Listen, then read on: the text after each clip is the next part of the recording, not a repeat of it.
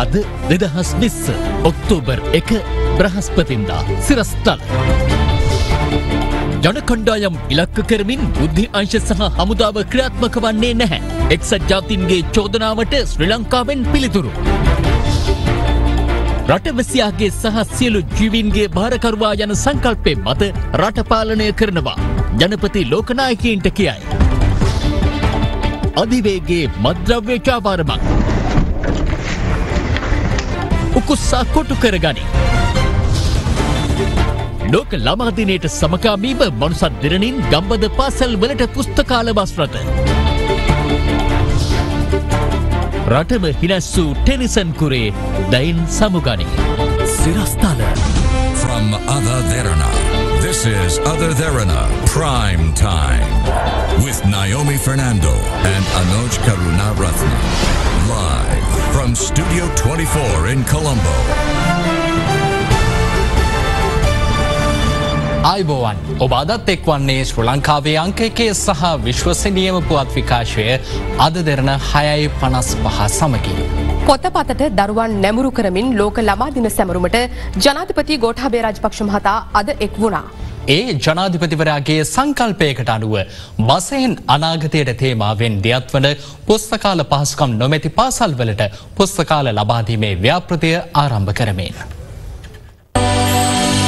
බසෙන් අනාගතයට ජනාධිපති ගෝඨාභය රාජපක්ෂ මහතාගේ සංකල්පයක් මත ධාවනයෙන් ඉවත් කළ බස් රථ නවීන පහසුකම් වලින් සමන්විත අංග සම්පූර්ණ පුස්තකාල ලෙස ප්‍රතිනිර්මාණය කර පුස්තකාල පහසුකම් නොමැති පාසල් වෙත ප්‍රදානය කිරීමේ වැඩසටහනක් මනුසත් දෙරණ පසුගියදා ආරම්භ කළා.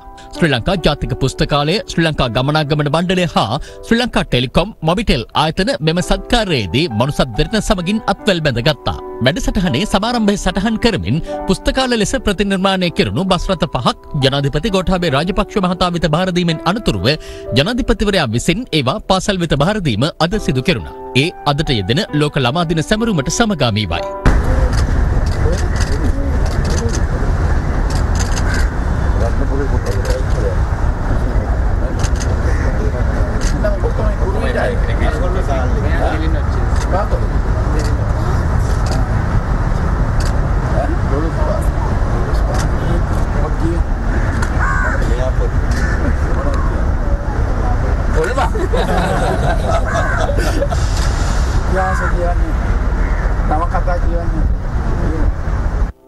මෙලෙස පුස්තකාල පිරිනැමුණේ කුරුවිට විජයකුමාරතුංග විද්‍යාලය, ලුණුවිල අනුරුද්ධ මධ්‍ය මහා විද්‍යාලය, කිලිනොච්චිය ධර්මපුරම් දෙමළ කනිෂ්ඨ විද්‍යාලය, ගාල්ල පිලාන විද්‍යාර්ථෝදය මහා විද්‍යාලය, ගම්පොළ දොළොස්භාගයේ කනිෂ්ඨ විද්‍යාලයටයි.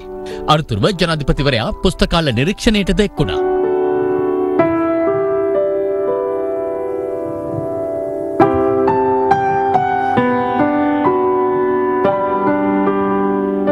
ඉස්කෝලේ පොත් බෑර වෙන මොන පොත්ද කියන්නේ මම කතා පොත් කියන්නේ තමන්ට ප්‍රශ්නේ දැන් දාලා දෙන්න යට ට්‍රාන්ස්ෆර් ගිහලා ඉතින් යන්නේ ගැලවෙන්නේ ඉඳලා මේ වයිෆයි සේරම කියන්නේ වයිෆයි දැන් අද ඉඳන් පාසලට හම්බ වෙන ලස්සන බස් රථයක් එක්ක අලුත්ම පුස්තකාලයක්. මොකද හිතෙන්නේ? ගොඩක් සතුටුයි. ලොකු අත්දැකීමක් ඒක. මං හැමදාම ඇවිල්ලා මේකට නංගලා මං හැමදාම පොත් කියවනවා. පොත් කියවීම මේක හරහා මම දකි ආකර්ෂණීය ලෙස ළමයි ඇබ්බැහි වෙයි කියලා. අපේ විද්‍යාලයට ලොකු ජයග්‍රහණයක් කියලා හිතනවා මේ දේ ලැබීම. මෙම ව්‍යාපෘතිය යටතේ දිස්ත්‍රික්ක 25ම නියෝජනය වන පරිදි පාසල් 25කට මෙම බස් රථ පිරිනැමීමට නියමිතයි. එතකොට අපි දරුවන්ට ආරාධනා කරනවා තමන් අර සුපුරුදු පුස්තකාලයට ගියා වෙනුවට අලුතෙන් තමන් දන්න බස් එකට නැගලා බස් එකට ගොඩ වෙලා අලුත් විදියට ගිහිලා වාඩි වෙලා පොතක් කියවන්න වගකිය යුතු මාධ්‍යයක් හැටියට මේක අපේ මනුසත් දෙරණ ව්‍යාපෘතිය යටතේ මේකට උදව් කරන්න හැකියාව ලැබුණා. ප්‍රථම වටය හැටියට මම හිතන දිස්ත්‍රික්ක 25ම පාසල් 25කට පුස්තකාල පරිත්‍යාග කරනවා. ඊට පස්සේ අපිට ඉතුරු පාසල් ගැනත් බලන්න පුළුවන්. මේ බස් රථ භාවිතයෙන් ඉවත් කරලා වසර ගණනාවකට කලින් යකඩ වලට විකුණන්න තිබිච්ච බස් රථ දැන් අපි ඒක නවත්තලා දැන් අපි මේක පුස්තකාල නොමැති පාසල් වලට බස් රථ ලබා දීමේ ව්‍යාපෘතියක් බවට ඒක පරිවර්තනය කරලා තියෙනවා. ශ්‍රී ලංකා මොබිටෙල් ආයතනයේ තියෙන තාක්ෂණික සම්බන්ධකම අනුව ලෝකයේ ලොකුම පුස්තකාලය වෙන අන්තර්ජාලයට මේ දුෂ්කර ගම්මානවල විදුහල් සම්බන්ධ කිරීම අපිට ලැබුච්ච ලොකු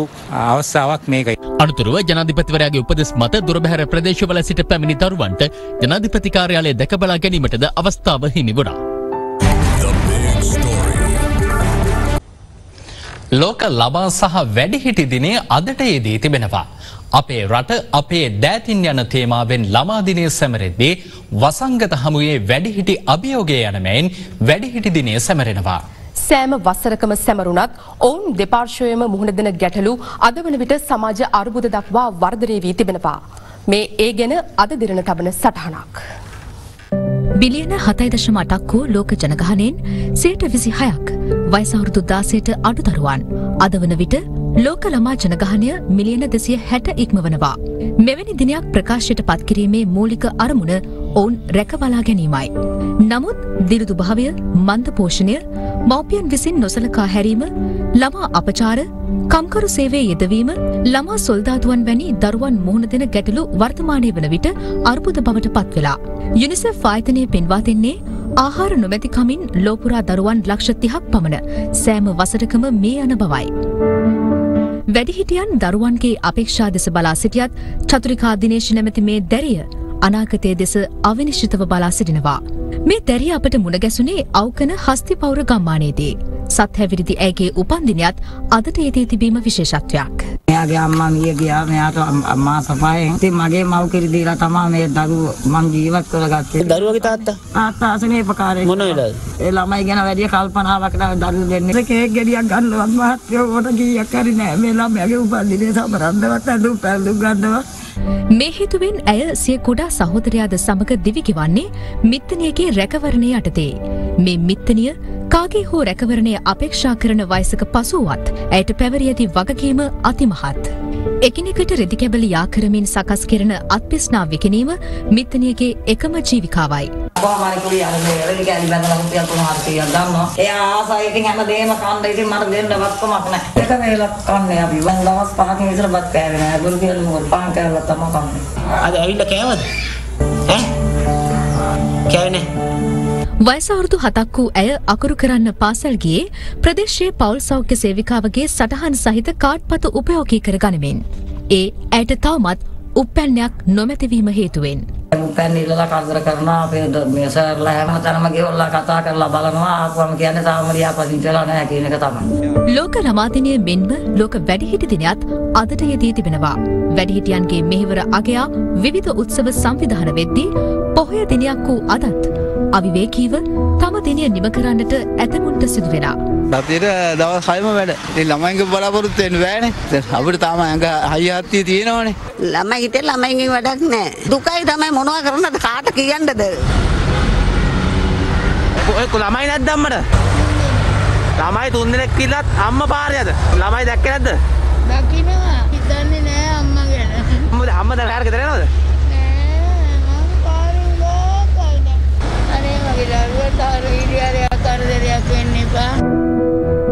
ලෝක ළමා හා වැඩිහිටි දිනය සමරන අද දිනේ මේ අපූර්ව අවස්ථාව සංවිධානය කර තිබුණේ බන්ධනාගාර දෙපාර්තමේන්තුව විසින්. පාදුක්ක වටරැක එලිමහන් කඳවුරේ සිරදඩුවම් විදින රැදවියන් සිය දරුවන් සමග එක් වී පැය කිහිපයක් කෙලිතෙලෙන් ගත කරන අයුරුයි මේ. ඇතැම් සිරකරුවන් තම දරුවා දැක තිබුණේ පළමු වතාවටයි.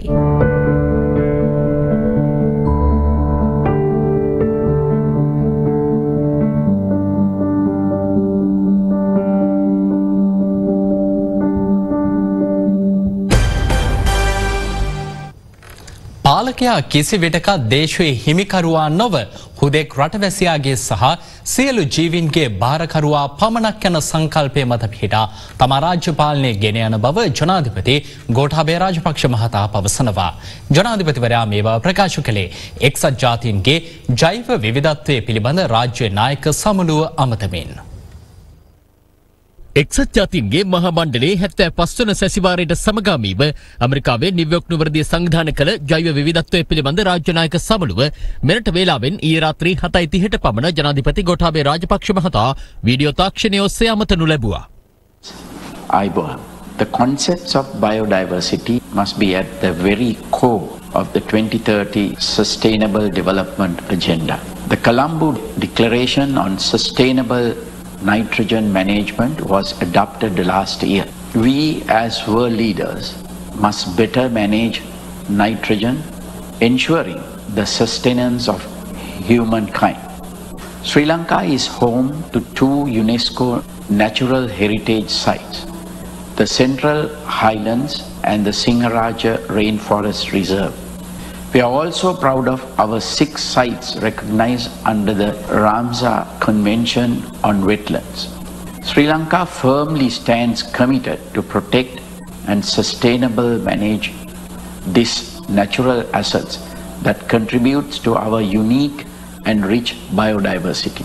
The wetland parks that we have created in cities, especially in and around our capital, Sri Jayawardenepura Kotte, are home to an array of plant and animal species, offering a mini rainforest experience within crowded cities. The ancient governance of Sri Lanka was built on the concept that the ruler is never the owner of the land. He is merely its caretaker on behalf of his countrymen and all living beings. This is the very principle that my government has adopted in our development agenda. මේ අතර ශ්‍රී ලංකා අමරපුර මහනිකායේ උත්තරීතර මහානායක අගමහා පණ්ඩිත මහෝපාද්‍යය අතිපූජ්‍ය කොටගොඩ ධම්මාවාසනා හිමියන්ට සෙත්පතා civil ආරක්ෂක බලකාය සංවිධානය කළ බෝධි පූජා පින්කමකට ජනාධිපති ගෝඨාභය රාජපක්ෂ මහතා ඊයේ සහභාගී වුණා.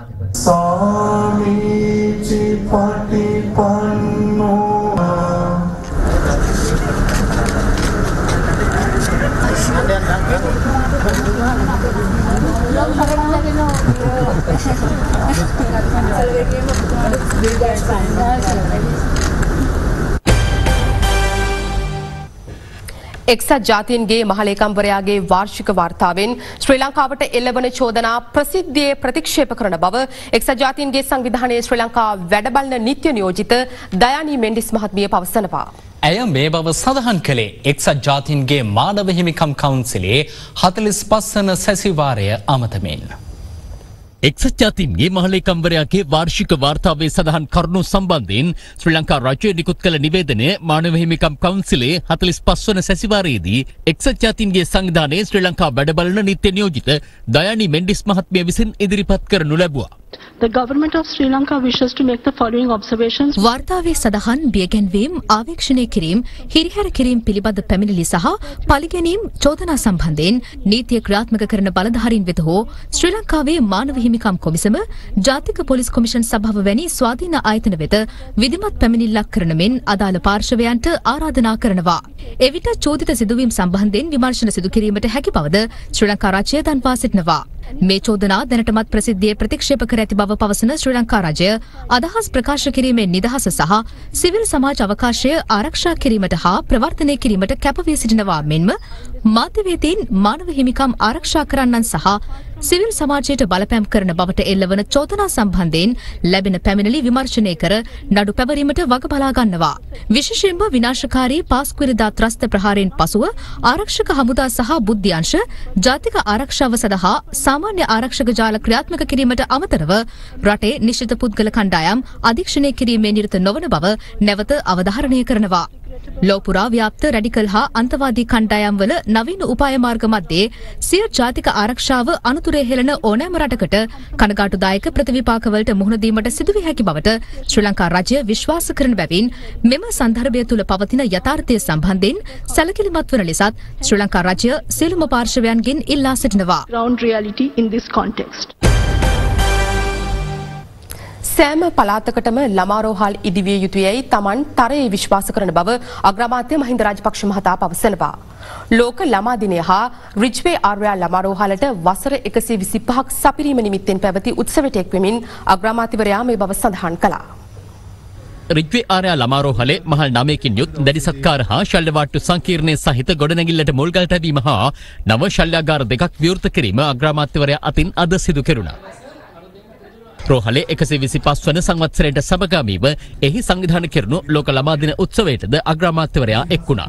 රෝහලේ වෙබ් අඩවිය විවෘත කිරීම හා විශේෂඥ වෛද්‍යවරුන් හමුවීම හා සායන කටයුතු සඳහා වේලා වෙන් කිරීමේ සේවා සඳහා 13.90 ගාස්තු රහිත දුරකථන අංකය හඳුන්වා දීමද අද සිදු කෙරුණා. විද්‍යා විෂය ධාරාව හදාරපු අය නර්සස්ලා වෙන්න කොළඹින් ඉල්ලන ප්‍රමාණය හරි අඩුයි. ඉතින් මේ කොළඹ තියෙන ලොකු රෝහල් ටිකට නර්සස්ලා පිටින් දාන්න වෙන්නේ. ඒ දාපුවන් ඒ අය ආපු දවසේ ඉඳලා යන්න උත්සාහයක් ගන්නවා. මොකද මහත්යයි නෝනයි බොහොම ඈත. දරුවෝ තියා ගන්න තැනක් නැහැ. අඩුම ගානේ විද්‍යා විෂය ධාරාවෙන් කොළඹ අය ඉල්ලන්නේ නැත්තම් වෙන විෂය ධාරාවක් කරපු අය හරි නර්සස්ලා විදියට ගත යුතු වෙනවා මේ ප්‍රශ්නෙට උත්තරයක් අපි හදාගන්න. අදට යෙදී තියෙන මොහොතේට තමයි අපි සමරන්නේ. රාජ්‍ය ළමා දිනේ වශයෙන් දැනට ළමා රෝහල් තියෙන දෙකයි මං හිතන්නේ. මේ නුවරත් ළමා රෝහල් අඩු ගානේ එක පළාතකට එකක් වශයෙන්වත් සාසු යුතුයයි මම තරයෙන් විශ්වාස කරනවා. දැන් අද පාසල් වලට පාදනීය මාර්ගය දැන් කැඳ දෙන්න සූදානම් වෙලා තියෙනවා. අපි යෝජනා කරනවා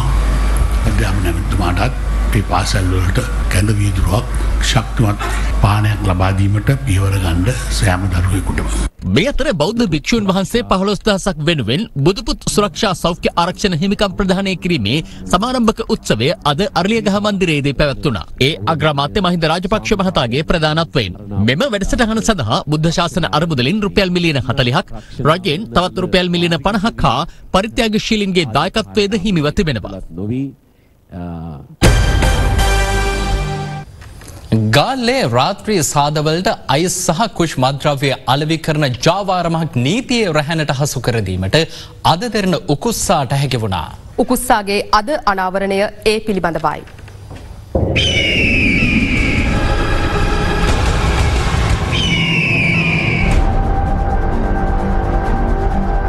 සමාජ මාධ්‍ය ජාල ඔස්සේ ගාල්ලේ සංවිධාන කරන රාත්‍රී සාද සඳහා මද්‍රව්‍ය ප්‍රවාහනය කරන බවට තොරතුරු අද දෙරණ උකුස්සාට අනාවරණ වනවා.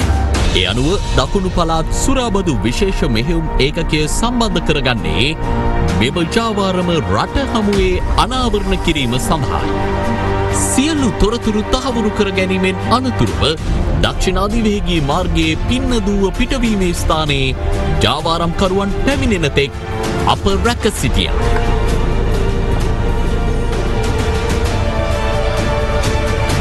කෙසේ වෙතත් මද්‍රව්‍ය ජාවාරම්කරුවන් තම මෝටර් රථයෙන් අප පසු කර ගියේ ඇසිල්ලක වේගයෙන්.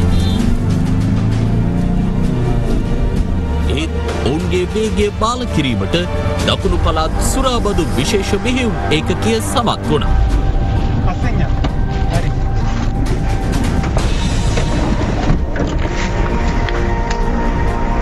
මෝටර් රථයේ සිටි පුද්ගලයන් සිව් දෙනෙකු එහිදී අත්අඩංගුවට ගැනෙනවා.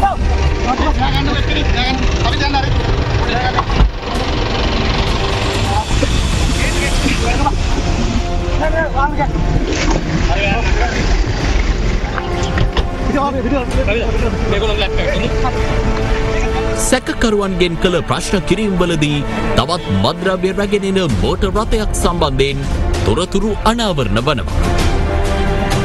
ඊදෙනෙක් ඉන්නවද? ඉන්නයි නේ. එනේගේ මොනවද? ඇන්ඩි දිනෝනේගේ. වාහන නම්බර මොකද? 301 ඩෑෂ් මට මතකයි. අස්තිය කාර් ගන්නනේ. ෆැමිලි එක. පුරුදු දරංජය ගන්නවා. ඔබ දැන් මොකුත් කියන්න ඕනේ නැහැ. පොඩ ඉස්සරහින් ඉන්න බම් මේ ඉක්මනට වරෙන් ගියා. හොඳේ. හෙලෝ. මේ ඉස්සර නවත්තන් ඉන්නේ නෝ. පුරුදු ඉස්සරහින් ඉන්න එකේ කරනවා. සෑහට. මොකේද? ඒ පසුපසද හබා ගිය නිලධාරීන් ඔවුන්ද අත්අඩංගුවට ගත්තා.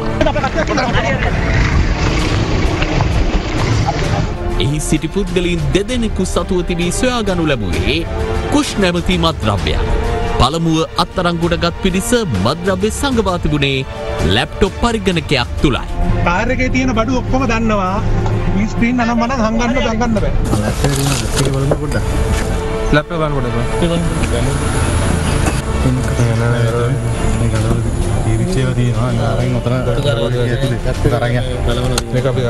පරිගණකයේ කොටස් ඉවත් කර එම ස්ථානවල මද්‍රව්‍ය ගබඩා කර තිබුණා.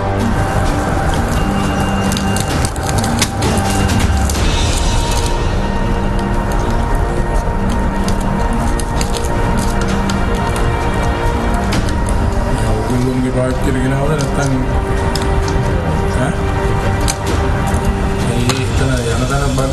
සැකකරුවන් හෙළි කළ කරුණු අනුව ගාලේ තවත් ස්ථානයක් වැටලීමට හැකිවනවා.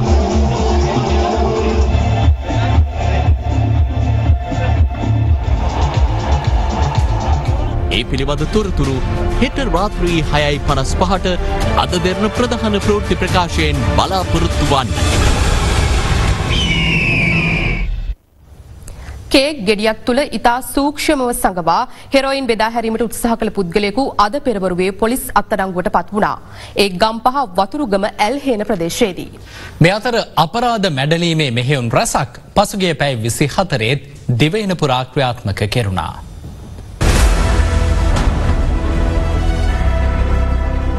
බන්ධනාගාරගතව සිටින සංවිධානාත්මක අපරාධකාරී සමාජිකයෙකු වන පොඩිලැසි විසින් භාවිත කළ ගිනි අවියක් ගෝනපීනුවල ප්‍රදේශයේ සඟවා තිබෙදී අද අපරාධ පරීක්ෂණ දෙපාර්තමේන්තුව භාරයට ගනුණා. කිඹුලා පිටිය දාකොණ්ඩ ප්‍රදේශයේ අද පෙරවරුවේ සිදු කළ මෙහෙයුමකදී රුපියල් ලක්ෂ 65ක වටිනාකමින් යුත් අයිස් මද්‍රව්‍ය ග්‍රෑම් 500යි මිලිග්‍රෑම් 100ක් සමග සැකකරුවෙකු අත්අඩංගුවට ගැනීමට මීගමු කොට්ටාස අපරාධ විමර්ශන ඒකකය අද සමත් වුණා. පලායාමට උත්සාහ දරා ඇති සැකකරු අත්අඩංගුවට ගෙන ඇත්තේ දැඩි පරිශ්‍රමයකින් පසුවයි. ඔහු වයස අවුරුදු 37ක එක් දරුපියෙක්. මේ අතර කේක් ගෙඩියක් තුළ ඉතා සූක්ෂමව හෙරොයින් සඟවාගෙන ඒවා බෙදා හැරීමට යමින් සිටි පුද්ගලයෙකු මොල්ලොතු හිරිපිටිය පොලිසිය විසින් ගම්පහ වතුරුගම ඇල්හේන ප්‍රදේශයේදී අද අත්අඩංගුවට ගනු ලැබුවා. හෙරොයින් ග්‍රෑම් 1යි මිලිග්‍රෑම් 850ක් අන්තර්ගත පැකට් 15ක් එහිදී සොයා ගැනීමට පොලිසිය සමත් වුණා. මුදලට සූදු ක්‍රීඩාවේ නිරත වූ නවගත්තේගම ප්‍රාදේශීය සභාවේ ශ්‍රී ලංකා පොදුජන පෙරමුණ නියෝජනය කරන මන්ත්‍රීවරයෙකු ඊයේ පොලිස් අත්අඩංගුවට පත්ව තිබෙනවා. චාමර ජයන්ත වර්ණසූරිය නැමැති මන්ත්‍රීවරයා මින් පෙරද මෙම චෝදනාවටම කිහිපවරක් අත්අඩංගුවටගෙන පොලිස් ඇපමත මුදා හැරුණු බවයි පොලිසිය සඳහන් කළේ. මේ අතර රුපියල් ලක්ෂ 43කට ආසන්න වටිනාකමකින් යුත් ගංජා කිලෝග්‍රෑම් 95ක් සමග වයස අවුරුදු 62ක සැකකරුවෙකු තනමල්විල අරඹේකම ප්‍රදේශයේදී අත්අඩංගුවට ගැනීමට උඩවලව පොලිස් විශේෂ කාර්ය බළකා කඳවුරේ නිලධාරීන් සමත්ව තිබෙනවා.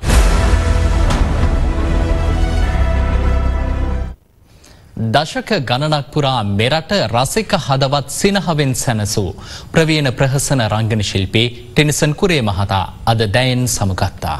ඒ කලාකරුවන් ඇතුළු විශාල පිරිසකගේ සෝසුසුම් මැදයි.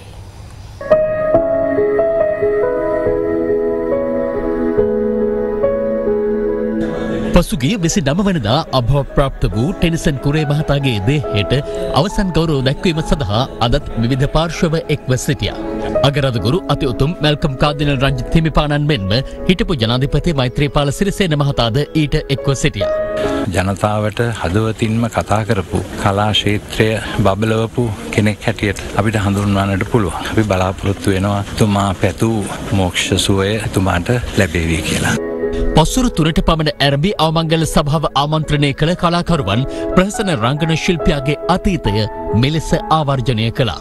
ටෙඩි අනද්දිත් අපිට hina යනවා. එක්තරා නාලිකාවකට මම ස්තුතිවන්ත වෙනවා. දෙරණ නාලිකාවේ ටෙනි මේයන් ඉස්සල්ලා ජනප්‍රියම කොමඩියන් හොඳම ප්‍රහසන ශිල්පියා හැටියට ටෙනීට දුන්නා සම්මානයක්. එදා ටෙනි හරි සන්තෝෂෙන් හිටියේ. මොරටුව විල්ලෝරාවත්ත නිවසේ තැන්පත් කර තිබූ ටෙනිසන් කුරේ මහතාගේ දේහය පස්වරු 4ට පමණ මොරටුමුල්ල දේවස්ථාන සුසාන භූමිය වෙත රැගෙන එනු ලැබුවා.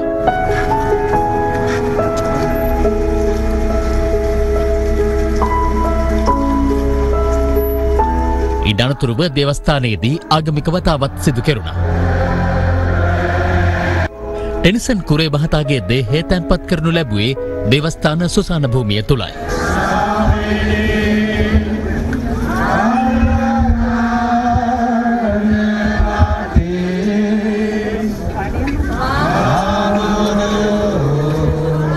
මෙහිදී බන්දු සමරසිංහ සිය සහෘදයාට අවසන් වරට අමතනු ලැබුවේ ඉතාමත් සංවේදී ආකාරයෙන්.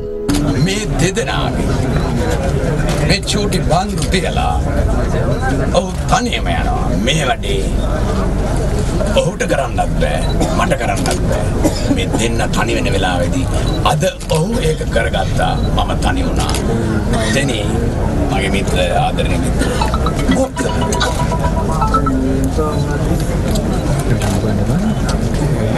Thank you. Right. Thank you.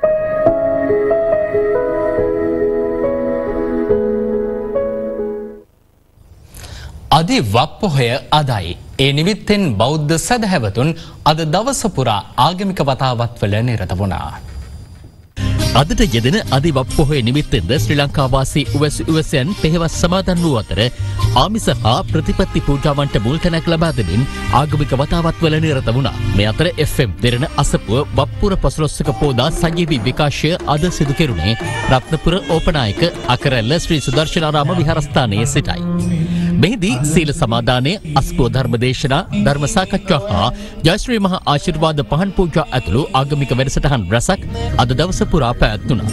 මේ අතර අමාදම් සිසිලස ධර්මදේශනා මාලාවේ 202 වන ධර්මදේශනය අර්ලියකහ මන්දිරයේදී අද පැවැත්වුණේ අග්‍රාමාත්‍ය මහින්ද රාජපක්ෂ මහතාගේ සහභාගීත්වයෙන්.